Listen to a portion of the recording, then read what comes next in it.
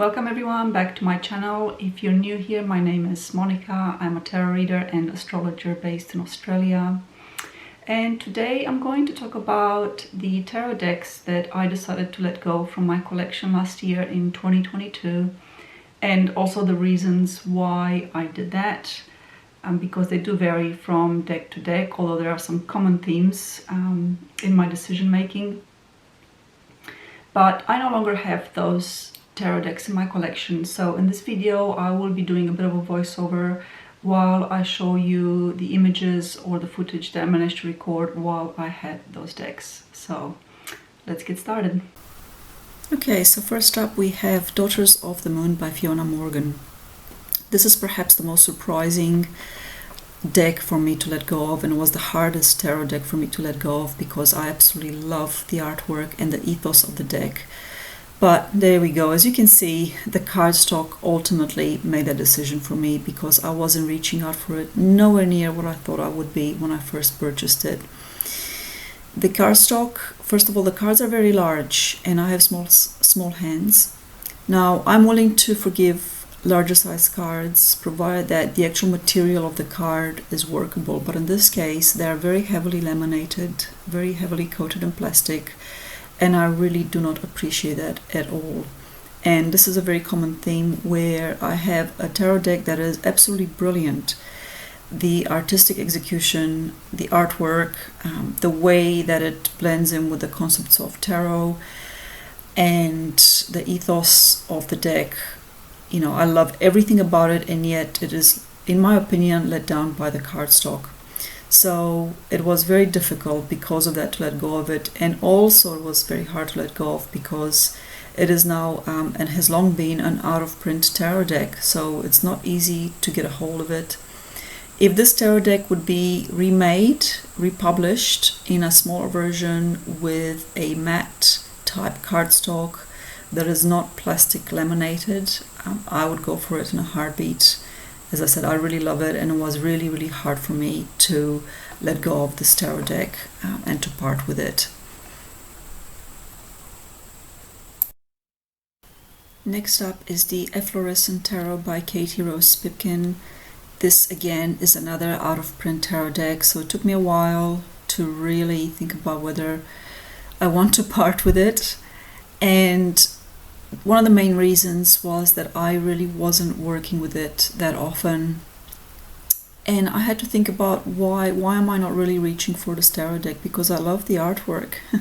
I think it's absolutely stunning, and I appreciate this level of illustration or painting or artwork. I think it is absolutely beautiful, but I felt like the characters in this tarot deck looked a bit sad a lot of the time, or melancholic, and I think that, like, it wasn't putting me off completely, but it just meant that because I have so many other tarot decks in my collection, I just wasn't reaching out for this tarot deck nowhere near as often as I thought I would. I held on to it for years thinking, you know, I would change my mind, and I've got to say I love the artwork. Like this hermit here, I think it's so beautiful. I love the artwork so much, but yeah, I wasn't reading with it, and it was just collecting dust, and it is out of print, and I thought, well, someone else might appreciate it a bit more than I did and work with it a bit more. So yeah, in the end I decided to let go of it, and I wish I still had it sometimes. And maybe one day, who knows, I might change my mind and decide to get it again, but for now I can say that, yeah, I don't miss it that much, and I think I'm happy that I made the right decision and that someone else is making good use of it. The Feng Shui Tarot by Peter and Aileen Connolly is the next deck that I decided to remove from my collection. Now, here's a fun story about this. I went along to a local sort of village market outside of Cairns called Coranda, and I was looking for the witchy shop. It's always nice to browse and see what incense or tarot decks they have for sale. I was actually bitterly disappointed in that every single tarot deck there was a counterfeit deck. It was a fake deck, and if you've been around in the tarot world for a while, you know how to spot them. They're smaller in size, they don't have the guidebooks, they have a QR code on the back, and so on and so forth. So, you know, I sort of gave up on that idea, and then I kept browsing all the other shops around, and I went into one that was selling sort of, you know, like secondhand stuff, and I spotted this tarot deck sitting by itself for $10. Obviously, someone had it and didn't like it, or for whatever reason, you know, they were getting rid of it. And I knew it was original, and I also knew that it was a good price because this tarot deck has been out of print. So I thought, yeah, I'll give it a go for $10. Can't go wrong with it. And I brought it home. And while I do like the artwork, I'm quite a fan of sort of Asian or Eastern art and philosophy. It didn't sit right with me because, again, the cardstock was terrible in my opinion. It is plasticky and it's heavily laminated in plastic, and I really, really don't like that. And so I sort of knew fairly early on that it wouldn't last in my collection, and I decided to sell it. And I do not regret making that decision because, again, it would have just sat on my shelf and gathering dust. So it's better, much better that someone else enjoys and appreciates it. Talking about tarot decks with terrible feel of the cards and that are heavily laminated, the Modern Witch Tarot by Lisa Sturl was such a disappointment when it came to cardstock. The cards are super thick and covered in a really thick plastic, which for me made it difficult to shuffle, but also very unpleasant to hold. Like, they just felt really clumsy, and yeah, for me personally, I couldn't work with it. It's a real shame because I loved this rendition of the classic Rider-Waite-Smith deck. It is modern, it is fresh, and I think she's done a brilliant job giving it that energy. But yeah, I couldn't shuffle them like I like to shuffle, and yeah, the feel of the actual texture of the card was really off-putting for me personally, so I decided to part with it. And I really hope that they would consider republishing this in a thinner matte type sort of paper feel cardstock for those of us that appreciate that, but I'm not sure if that is on the card, so to speak. The Marseille Tarot from Los Carabio is a really fun and quirky little tarot deck.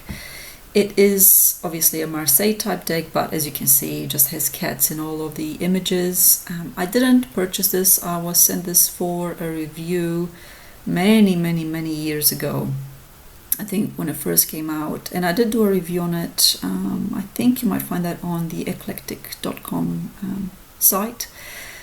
And yeah, I like the cardstock with this one. This is one where I actually do like the cardstock. I do that with most Los Carabio tarot decks, but I just really didn't work with it very much. It sat on my shelf. Unfortunately, got a little bit of water damage for some of the cards, not much. I had a pot plant that I overwatered, and that was a painful lesson for me because it wasn't the only one that got damaged. But yeah, I just didn't find myself working with it a lot, and I got to the stage where I realized I was just accumulating too many tarot decks. So yeah, this did not make the cut. I passed it on to someone that hopefully works with it and appreciates it more than I did. But it is a nice tarot deck, I have to say. They did a good job in keeping with the Marseille tradition and giving it a really fun vibe with the cats in it.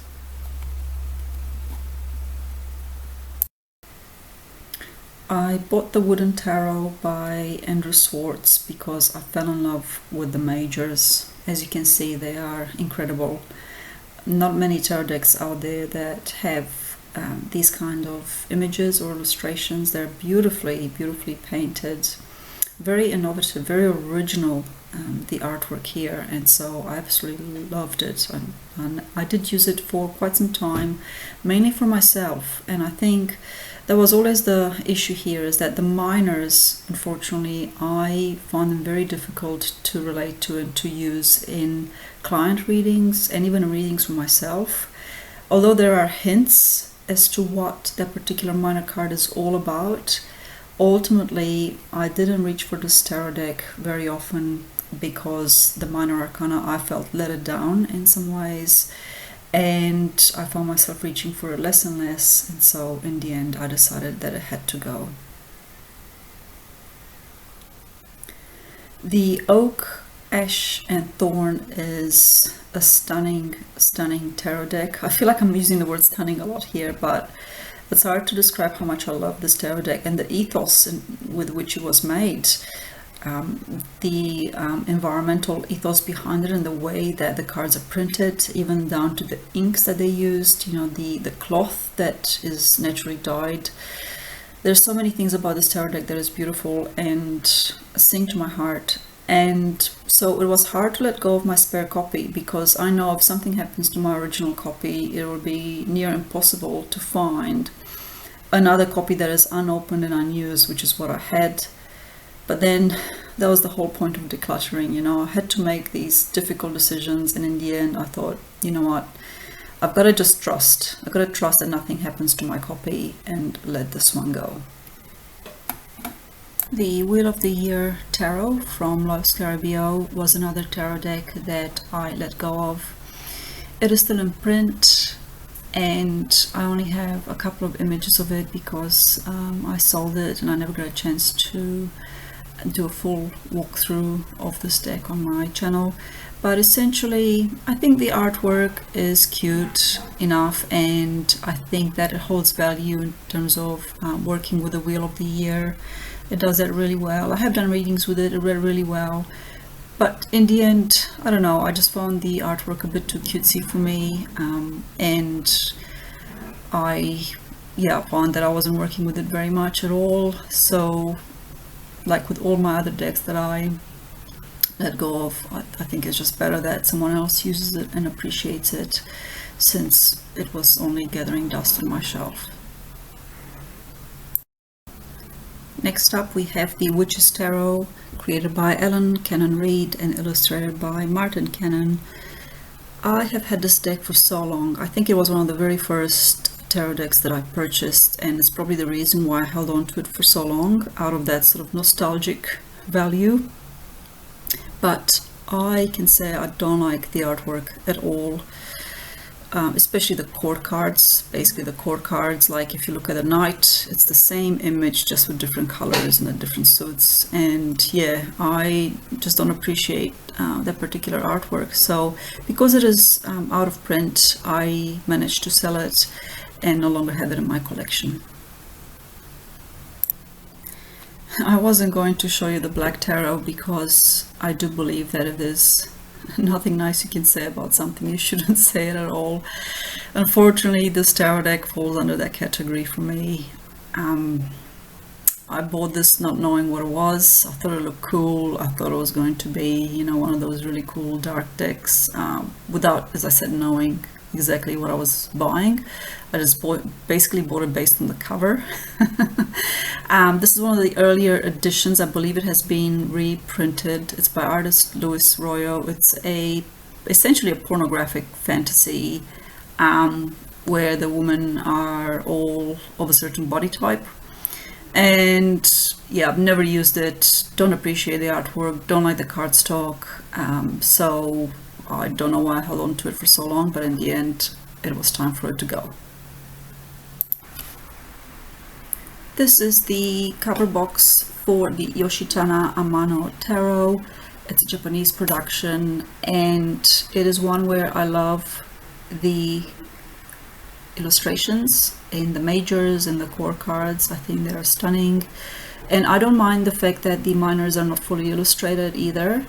I just wasn't working with it a lot. It was sitting on my shelf gathering dust like so many other decks, and I've got to make a decision to downsize my collection essentially and make some difficult decisions as to what I let go, and this was one of those.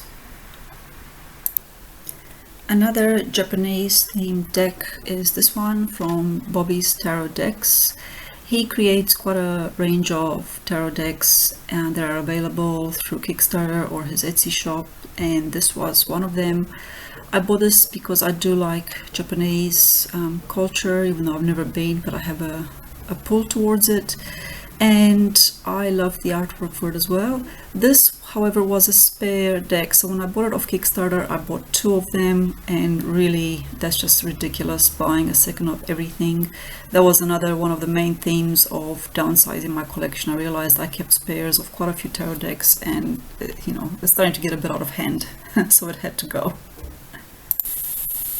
I also downsized my Lenormand collection by a couple of decks, the first one being the Mirror Truth Lenormand. This one was simply too big for how I like my Lenormand cards to be. And another one that was also very, very big was this Lenormand Oracle. I purchased this one not realizing that I've got exactly the same copy but in a smaller size, so yeah, had to go.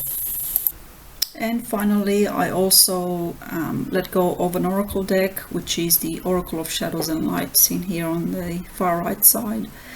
I think I bought this mainly because of the hype at the time when I bought it. This particular style of artwork was quite fashionable, I guess, but I've never been a fan on it, to be honest, and that's never changed, so it was against just sitting there gathering dust, and it was time for it to go.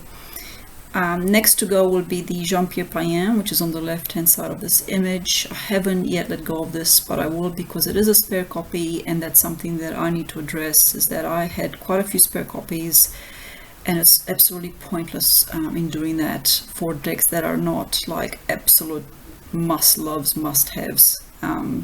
So another couple of spare copies that I sold this year were the Mini Bohemian Gothic from Baba Studios, and also the Fairy Tale Tarot, also by Baba Studios, both of which were spare copies. And okay, they're fantastic decks, I love them, but they were spares, and I don't want to have spare copies because it just means more clutter of things that I don't use and someone else could make better use of them. So I'll wrap it up now. I aim to do this every year, go through and do a proper declutter, and I will do another video next year. But for now, thank you so much for watching, and thank you for supporting my channel.